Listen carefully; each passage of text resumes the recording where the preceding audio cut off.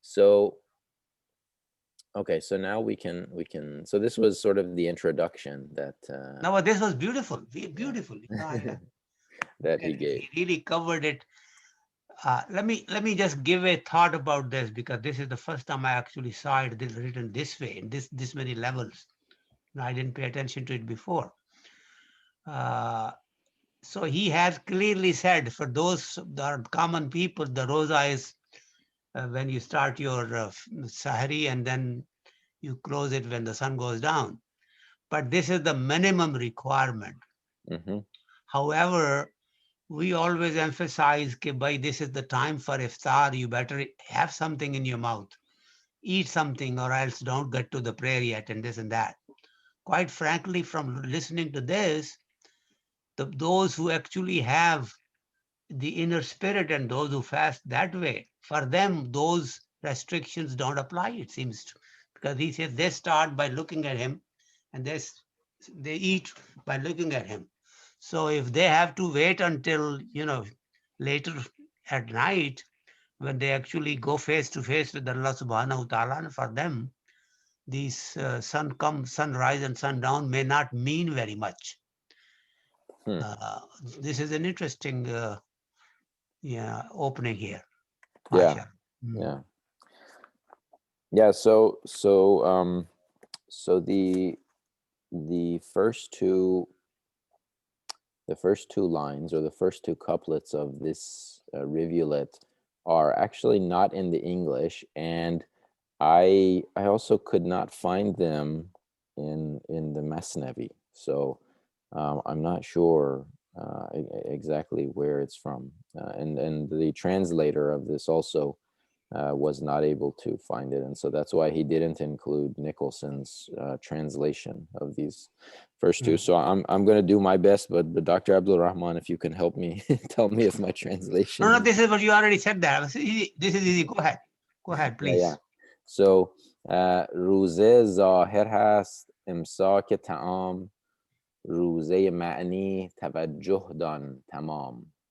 این دهان بندد که چیزی کم خورد و آن ببندد چشم و غیرش ننگرد.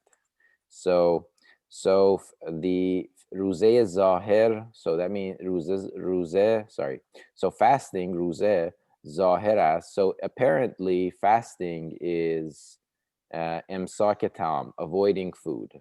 No, the fasting of those with the apparent fasting. Yes. Apparent fasting that is visible to everybody. That is just not eating. Right. From dawn to dusk. Yeah. Okay. روزه معنی توجه دان تمام. So, but the meaningful fasting. Exactly, you got it. Or the fasting that's deeper, you could say. Yes. That has more depth to it. Tawajjuh dan tamam. So this can be read multiple ways, and I'm struggling. Yeah, just be concentrating on him fully. That's it. To think of your Lord completely. Okay. Keep him in your mind all the time. That's it. Okay. All right. Don't go any deeper than that. Okay. I think that's okay. In dahan bandad ke chizi kam khorad. So this mouth, so it's talking about the outward mouth. No. The outward apparent rosa. Yeah. Fasting. Yeah. Exactly. Yes. The apparent fasting. Yeah, apparent fasting is closing the mouth. Yes. To eat less. Yes. Right. Va'an bebandad cheshmo ghairash nangarad. But the meaningful fasting is to close the eyes and cheshmo ghairash nangarad, to avoid seeing anything except for Allah. So it's, as we said, it's closing, shutting off the 5 external senses. Exactly. And focusing on the internal. I thought it was ghabarish, not ghairish, but it could be. You might be. Yes, sometimes I've noticed. Yeah, ghabar is not anything other than God that you worship, false idols and stuff like that. So you don't take anybody else but him. But ghairish also indicates to that. Yes. Okay. All right. That's That's actually good. I didn't know that. Mm. Ruz. Okay, so this is also a couplet where there's a slight variation with what I found in the Masnavi. So here it's written as Ruze gardad girde taqwa az halal dar haramesh dan ke nabud ittisal. So it means you could translate it to say fasting is all about having taqwa and avoiding even the halal, right? So Yes, even halal food, which you could yes. normally eat, you're avoiding that. So it's saying, such a person know that he's also going to avoid the haram. Hmm. Um, in the Masnavi, though, it actually says ruze guyad. So it's saying ruze is saying, so Hmm. fasting. So it's like sort of giving fasting a Hmm. personification here, and saying fasting says ruze guyad Mm. kard taqwa as halal. So it's saying Ah, this that makes sense. person, yeah, Mm. did taqwa. He is has abstained from what is lawful. Yes. Dar haramash done can nabudat this all. So so you should know, therefore, that he has no connection with what is haram. And actually, this is what this is Nicholson's translation. So this is from The here the words I think, brother, are the taqwa and ittisal. yes, Okay, so yes. if you are conscious of your beloved or who you want to be closer to, Hmm. then you will be able to meet it only if you avoid the haram and avoid even those halal Yes. during the fasting time. So I think if you use halal and taqwa and ittisal, then I think goyad makes much sense, more sense. Rosa goyad. Yes, I Mm. I agree. Yeah. Mm. So so the next couplet said the next. I'll read the next two couplets actually. Mm. هست گربه روزه‌دار اندر سیام خفته کرده خویش بهر صید خام کرده بدزن زین کجی صد قوم را کرده بدنام اهل جوع و صوم را. Or you could read it as اهل جود و صوم را. Mhm. So here I read more into this. This is talking about a person who just does the outwardly fasting, the apparent fasting, and even does some level of riyah, Yes. doesn't have pure intentions. So he's saying this person uh, is hast gorbe ruzedar and dar siyam. Um, so, so so he is a cat um, that is that is fasting. Hast گربه روزه‌دار اندر سیام خفته کرده خویش بهر صید خام. So he has put himself to sleep, acting like he doesn't want food, but his intention um, is to seize his prey, so that a mouse or whatever will walk by him without thinking that the cat is awake and going to trap him. So what he's saying is that that person that doesn't um, that's only doing the apparent fasting, right, is avoiding um, food and drink, but nothing else, nothing that doesn't follow anything beyond that. His similitude is similar to that of a cat, um, that's not eating and pretending like he's asleep, pretending like he's not eating, but with bad intentions. Um, کرده بدزن زین کجی صد قوم را کرده بدنام اهل جوع و صوم را. So this, what it's saying is, this unrighteousness, by doing this, he makes hundreds of groups of people suspicious. He causes the generous and the abstinent, he makes them bad nam. It means he gives them a bad reputation. So it's like saying all of these people who just do the the outwardly fasting, but there's no inner meaning. They give just the whole concept of fasting a bad name. لب فرو بند از طعام و از شراب، سوی خوان آسمانی کن شتاب. So lab furu band as ta'am means close your mouth from ta'am, from food, as sharab, and drink. Sui khan, sui khane asamani kon shatab means it means hurry up and move rapidly towards a heavenly spread, or heavenly table. این دهان بستی دهانی باز شد، کو خورنده لقمه های راز شد. So این دهان بستی means when you close this mouth, dahani baz shud, another mouth will become opened. And this is the 5 inner senses that we're talking about, right? When you close the 5 outer senses, the 5 inner senses will become open. Ku khorande lughma hay raz shud. And the 5 inner senses will become khorande lughma ha. Lughma means morsels. It'll become it'll become an eater of secret morsels of secret spirituality, secret mysteries, spiritual mysteries. Zaif ba himmat choz ashi kam khorad, sahib khan ash behtar avarad. So it's saying when an honorable guest, Zaif ba himmat, choz ashi kam khorad, when an honorable guest will not eat a certain ash. So ash in Farsi we call ash like a kind of like soup or stew. I don't know about Urdu if it has if there's such a word, but that's what we refer to when we talk ash. I'm not familiar. No, kam khorad. Yeah. So when the guest will not eat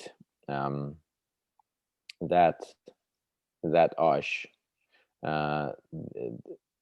Well, actually, so Zaif Bohemmat choza ashi kam khorad. The ashi is a cheap kind of a lentil kind of a soup thing that is very not necessarily appropriate food to give your guest.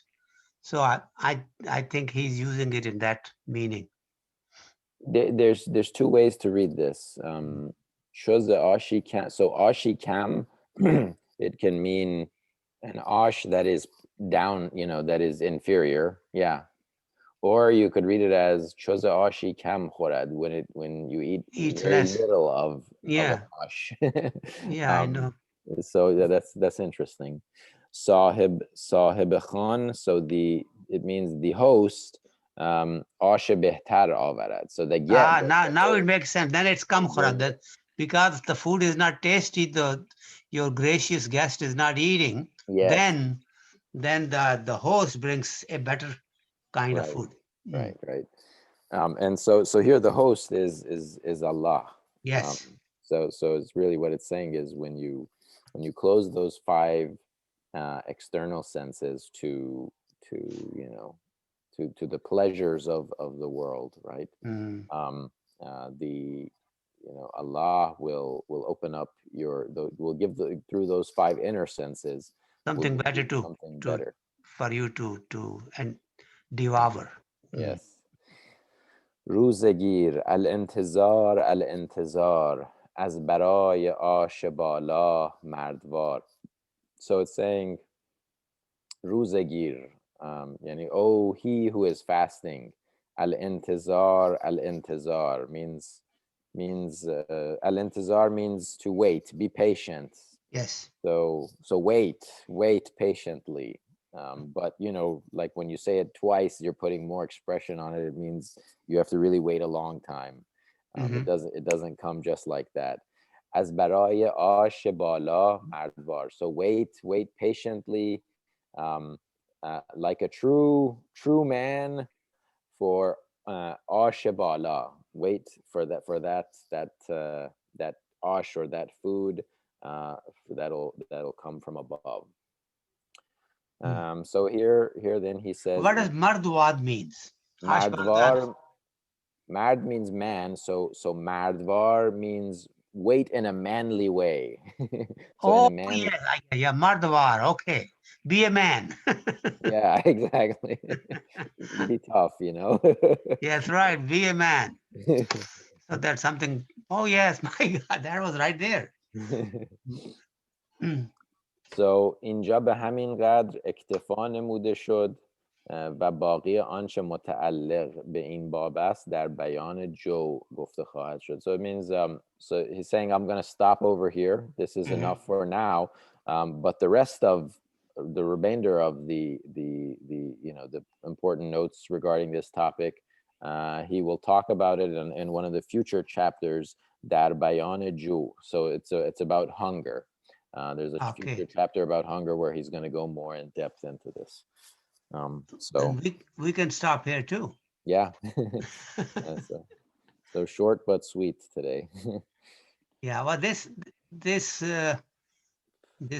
basically mentioned deeper meanings of Rosa, and did promise that there is sweeter meal awaits those people who really take more out of fasting than just not eating from dusk to dawn. That's right. Yeah, That's so interesting message here. It's a very good message by the Dr. Saab. Yes. Very, very nice. I will, on the close, I would like to make a comment on the lighter side, if you allow me. Sure. Just to lighten the mood. Yes. So I heard the story growing up. So there was a weak man like myself who loved to pray to show off to people. Every day he would go to the masjid and he would run to go to the first saf. And he was a big charitable man, and people used to praise him a lot, and he loved the facts. One day he was running for salat and he ran. Salat started and he was late, so he was praying by himself because he missed the Jama Salah. And he was praying, and suddenly the people behind, like we do in MCGP, they started talking. And they said, "Oh, look at this brother. He is so deep in prayer and so pious, And he's also, by the way, this whole masjid, he's a major donor over here. And his family is very generous and he's a very charitable man. And he was, in the meantime, he was reveling, in all this talk, right? And they kept praising him. He's very thing, and So finally, he couldn't stop himself. So he opened his one eye and he said, "By the way, I'm fasting too today." We have this story in Farsi too. It's a funny one. So unfortunately, this is our level. This is our level. And may Allah protect us from this. And at least we know this is our level. That's the only solace I have. That at least we know that this is our level. So now anything north of this would be hopefully an advancement. Progress. Okay, So, can I make an observation here by Sajid bhai? Yes, please. I had a call from somebody from Barcelona asking about some of the Iqbal's poetry and stuff, and we had a talk, and that lasted more than an hour and 15 minutes. But the Lubb-e was basically what you just said, Sajid bhai, at the end. And that is that the whole idea of going through this exercise is to evoke that kind of response within us, that yes, we do have shortcomings and we can relate to what the message was saying here by looking within ourselves and seeing where we need to improve ourselves. And that Mm. message has gotten evidently.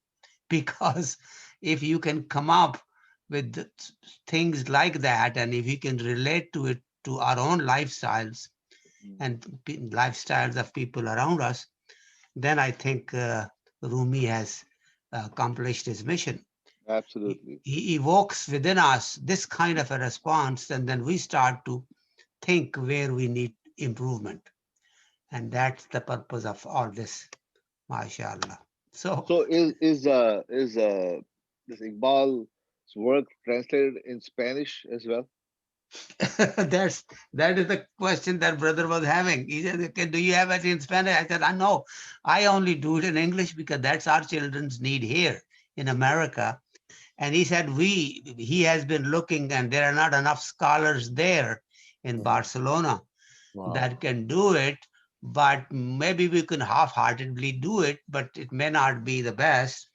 And I said, that's not necessarily the only place where you should look for Spanish Mm. speaking people. You should broaden the search, and maybe this may be already done, but I had no clue Right. as to the Spanish translations. And But he told me that there aren't any, and that he can really mm, find. Mm. So I there's a see. need.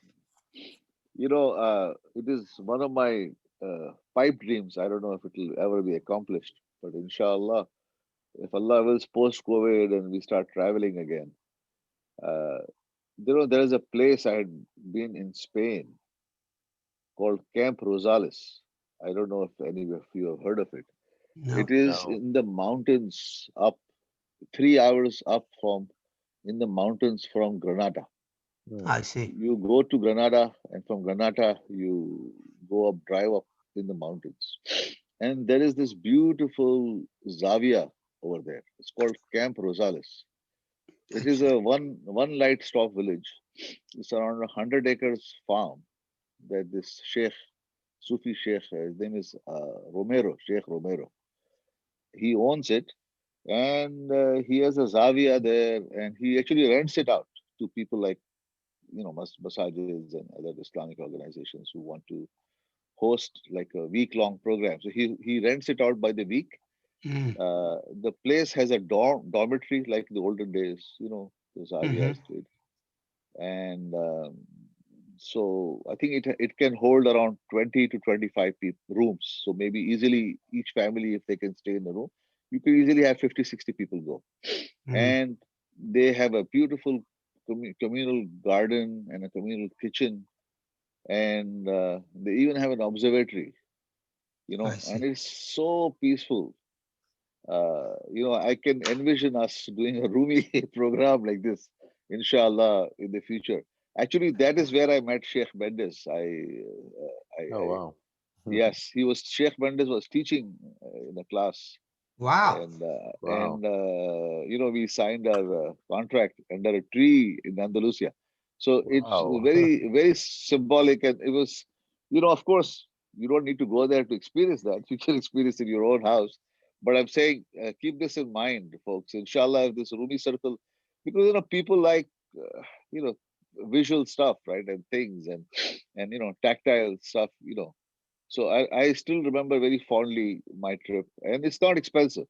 It is